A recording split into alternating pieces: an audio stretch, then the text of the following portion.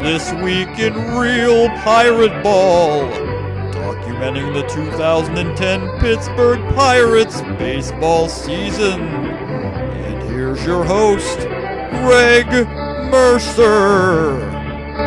What's up, everybody? It's Mercer here with week number 7 of This Week in Real Pirateball. If you can't already tell, I'm a little run down this week as the season's already starting to grind on me. I'm going to take it a little easy with the extra clips and do a quick review of the first 40 games and highlight a few things from the games from this week. So let's go ahead and get into it right now. We're through one quarter of the season as the Pirates passed game number 40 this week. At that point, the Pirates had played themselves to an 18-22 record, which really doesn't look that bad. But if you look over the history of this team over the past 11 years, you'll notice a rather disturbing trend. Last year, after 40 games, the Pirates were 19-21, and they only won 62 games that year. In 2008, they had the exact same record on their way to 67 wins. In 2007, 18-22. 4 other times in the last 11 years, the Pirates have had a 19-21 record after 41 games. Their average win total is only 67 wins, so it's really hard to be excited when you see the past history of this team, as they generally start out kind of well, and then they gradually start to wear as the summer goes on.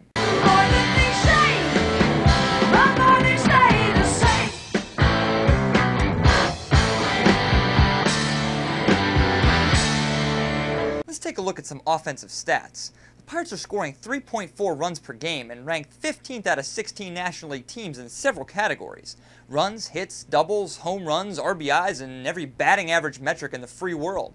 They're hitting .235 as a team and a .660 OPS. In the sabermetric world, that would be a fair rating.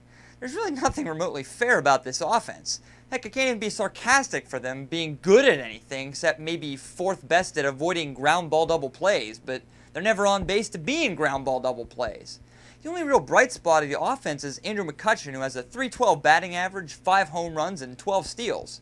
Garrett Jones has 29 RBIs, but that's because McCutchen's on second base about 75% of the time when he's up. It's really amazing how consistently awful this offense has been. I really have no other words for how bad they've been except this. That's right, it stinks! It stinks! This whole place stinks! As you can probably guess, the pitching hasn't been much better. The Pirates have given up almost 6 runs per game.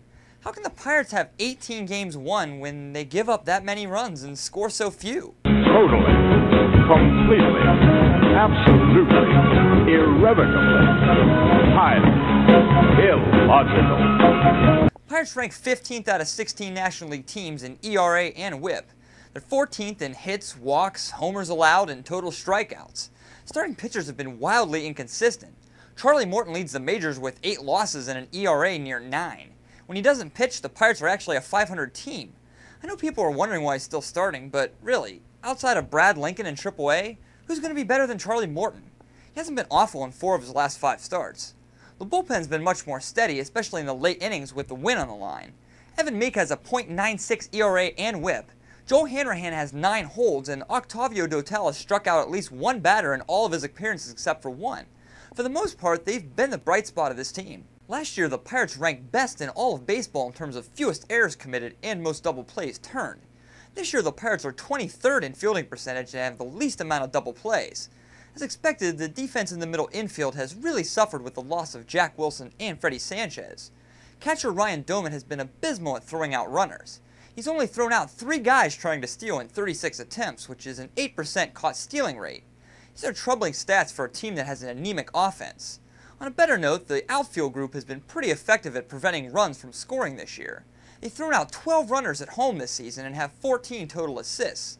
The pitching and defense has to be great in almost every game for the Pirates to remain competitive, so the fielders are really going to have to focus on preventing runs this year if the Pirates want to get to the .500 mark. Let's look at the 3 series from this week, starting with the 2-game series against the Phillies.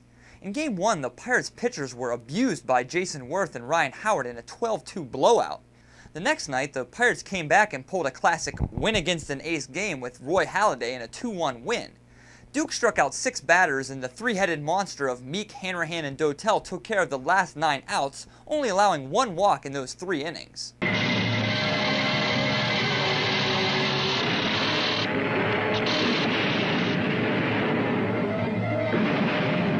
The Pirates traveled back to PNC for 2 games against the Brewers. In the first game, the Pirates came back from a 4-3 deficit with 3 runs in the 7th inning to take a 6-4 victory. Steve Pearce once again owned a lefty pitcher by going 3 for 4 with 2 doubles. Brian Burris continued his improbably good pitching on the year by posting a quality start, which we all know is the most important pitching stat in baseball. Quality is job one. In Game 2, the Pirates lost a close one 4-3. They scored all 3 of their runs in the first inning and only had 3 hits for the rest of the game. So far this year, the Pirates have scored 25% of their total runs in the first inning. Sadly, they've only scored 27% in innings 5, 6, 7, and 8 combined. What's worse is that we saw yet another terrible display of base running. In the 5th inning, Lasting's Millage was once again caught going between second and third on a ball that was hit in front of him. Luckily, he stayed in a rundown and allowed Bobby Crosby to get to second base.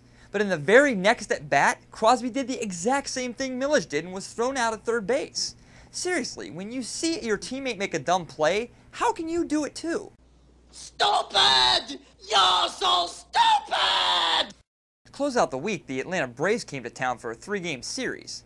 The Braves totally outclassed the Pirates on Friday in a 7-0 win. The Pirates only managed 4 hits as early Rookie of the Year candidate Jason Hayward hit a double and a moonball home run. Fires.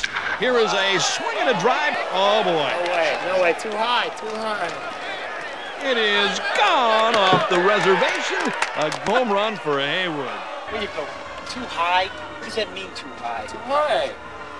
So Hayward clears the bases with one swing. Not too high, too hard, right? First it was really high. Who gives a shit? It's gone. On Saturday, the Pirates lost 4-2. Charlie Morton pitched okay, but the Pirates' offense could never get the big hit. They left 14 men on base, including 1 in every inning except the first. I sat through a 2-hour rain delay to watch this crapfest of a game, and I reached my wit's end in the 9th after Ryan Domit let a ball get past him on a 3rd strike call, which allowed the insurance run to score. Here, let me do my best Kent DeColvey impression to illustrate this play. The ball gets away, and Joel Hanrahan runs the cover home. At this point, he's already there. Look at where the runner from third is. He's nowhere near home. For whatever reason, Domit turns around and decides to throw the ball 120 feet to first base instead of 10 feet to home. Jones comes off the base and the run scores. John Russell must have taken some meth before the game because he actually came out to argue the call and got thrown out. Sunday's 3-2 victory featured Zach Duke pitching a strong 7 innings, Aki Iwamura doubling his hit total for the month of May, and Ryan Domit hitting another walk-off homer in extra innings. Now it's time for my Bet Against the Pirates update for week number 7. For the 2nd straight week, I did a pretty good job in maximizing my profit. The Pirates went 3-4 this week, and I went 4-3 on my bets. I won 2 run-line bets and 2 money-line bets. One money-line bet was a 1-run victory, and one of the run-line bets was secured in the 9th inning thanks to Domit's major blunder. I've already sent a cut of the $22 I won to umpire Tim Timmons for calling that runner safe. I made $11.86 this week, but I'm still down on the season to the tune of $6.33. I'm just hovering around even, and I'm waiting for that inevitable June swoon to come along and take the team down for a major defeat. I just gotta keep betting and see what happens throughout the year. What do I think about the Pirates this week? The Bucks continued on their inconsistent path to mediocrity. When they're not making dumb mistakes on the bases and their starters have good outings, the Pirates generally make the game interesting. The question is whether they'll be able to take any of that momentum with them on the road where they continue to struggle. It's another full week of games with 4 games in the Queen City against the NL Central leading Reds and 3 more against the Atlanta Braves. Well, that about does it for this week. Tune in next week for another edition of This Week in Real Pirateball with me, Greg Mercer. Hopefully I'll be a little bit more sound next week. Later.